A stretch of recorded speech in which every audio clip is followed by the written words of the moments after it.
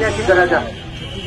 जर या देशाचा मालिक आपण आहे मग रस्त्यावर कशाला आलो हा मूळ प्रश्न आहे. आणि जेव्हा इथे बोलताना बोलले गेले तर 27 आमदार आहे त्याच्यामधला मी एक आहे. 4 खासदार आहे, 26 आमदार दुसरे आहे. आणि ते 26 आमदार जे निवडून गेले आहे ते तुमच्या आरक्षणवर आहे. मी कोणाच्या आरक्षणवर नाही निवडून आलेलो आहे. मी आमदारांचा आमदार आहे. मी आमदारांचा आमदार आहे. मी आरक्षणवर निवडून आलो. ते मी तुम्हाला माहितीसाठी सांगतो. या 4 अधिवेशन झाले किंवा या 75 वर्षात जे तुम्ही हुशार आमदार निवडून दिले आहे, हुशार खासदार निवडून दिले, त्याने आदिवासींसाठी किती प्रश्न मांडले हे कधी तुम्हाला माहिती आहे का? हे काही नाही. मग आता हे आपल्या साहेबांनी सांगितलं का आमच्या बरोबर राहणार का? साहेब मी तुम्हाला सांगतो आमच्या बरोबर राहणार का हे जे शब्द आहे जो आपला आहे, जो आपला आहे त्याच्यासाठी लढा. आणि आपला विचाराचा माणूस जोपर्यंत तुम्ही निवडून आणत नाही तोपर्यंत आपण गुलामीमध्ये राहणार नाही.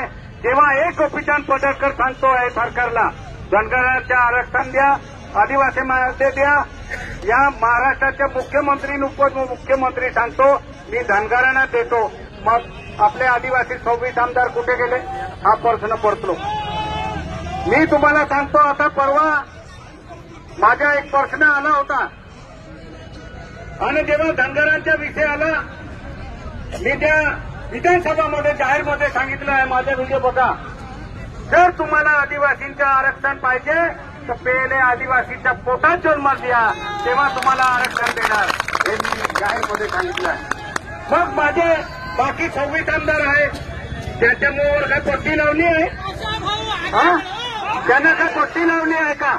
म्हणजे आपले जेवढे आरक्षणवर निवडून आले आहेत ते सगळे त्यांच्या पार्टीचे गुलाम झाले आहे म्हणून ते विरोध करत नाही. माझ्या येणारी जे 24 तारीख आहे जे 24 मध्ये आपल्याला विचार करायचे जो आदिवासी के हित में बात करेगा वो देश पे राज करेगा हे आपल्याला बोलायचं आहे. जेव्हा आपण आदिवासींच्या नोकरीच्या बारामध्ये विषय करतो, अधिसंख्य पदाचे विषय करतो तर तुम्हाला आम्हाला फक्त माहिती आहे आपण काय सांगतो 12,000 आमचे 12,500 नोकऱ्या होत्या अधिसंख्य पदावर गेल्या आणि ते नोकऱ्या तेवढ्या नाही आहे.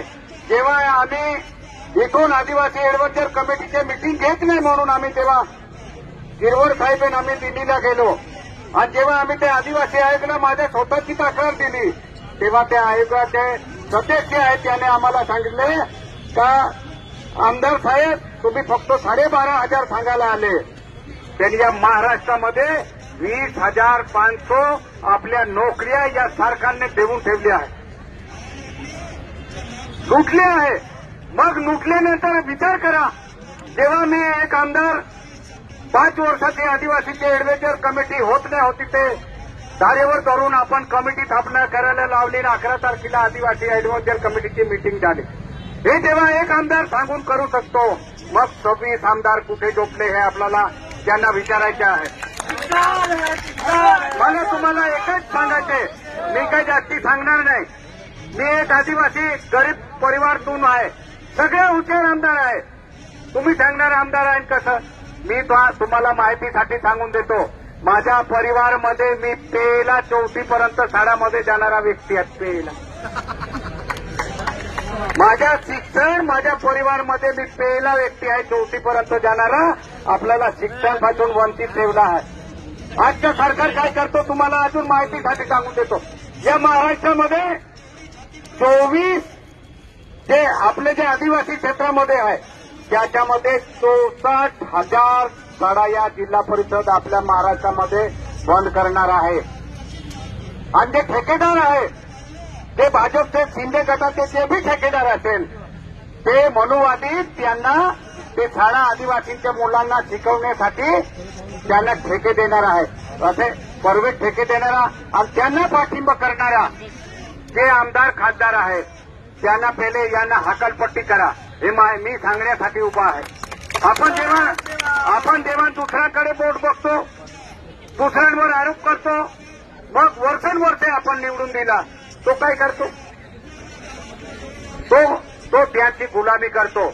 म्हणून तो कोणी बी असेल, आपला भाऊ आपल्या समाजासाठी लढत असेल. आता इथे 20 संघटना आल्या आहेत, महिला इथे खास करून लांब लांब होऊन आले आहे. माझी तुम्हाला सगळ्यांना विनंती आहे का मी एक सामान्य परिवारचा व्यक्ती आहे, मला एक संधी भेटली आहे, मी या समाजासाठी प्रत्येक विषय मांडतोय. माझ्याबरोबर जर एक बी आमदार माझ्याबरोबर बोलणारा आपला विचाराचा आला तर या सरकारला एक बी शब्द मांडू देणार नाही, हे सांगण्यासाठी मी उभा. म्हणून बोलण्यासारखं भरपूर आहे. जेव्हा जेव्हा आदिवासींचे विषय आले तेव्हा तेव्हा मी बोलणार. आदिवासींसाठी लढणार, आदिवासींसाठी मरणार. माझ्यावर आतापर्यंत 25 गुन्हे दाखल आहे, एक बी व्यक्तिगत नाही. आमदार झाल्यानंतर बी 3 गुन्हे दाखल आहे फक्त समाजासाठी. आणि समाजाने मला समाजामध्ये जन्म घेतला आहे, म्हणून माझं कर्तव्य माझ्या समाजासाठी आहे. जेव्हा जेव्हा तुम्ही आवाज देणार दादा या, तेव्हा तेव्हा या महाराष्ट्रामध्ये कुठेही असेल तिथे मी जाणार आहे. आणि आज मला तुम्ही सर्वांनी बोलण्याची संधी दिली. मी विधानसभामध्ये बी हेच सांगितलं, इलेक्शनचा विषय मांडला तर त्या विषयामध्ये मी एकटा आदिवासी होतो.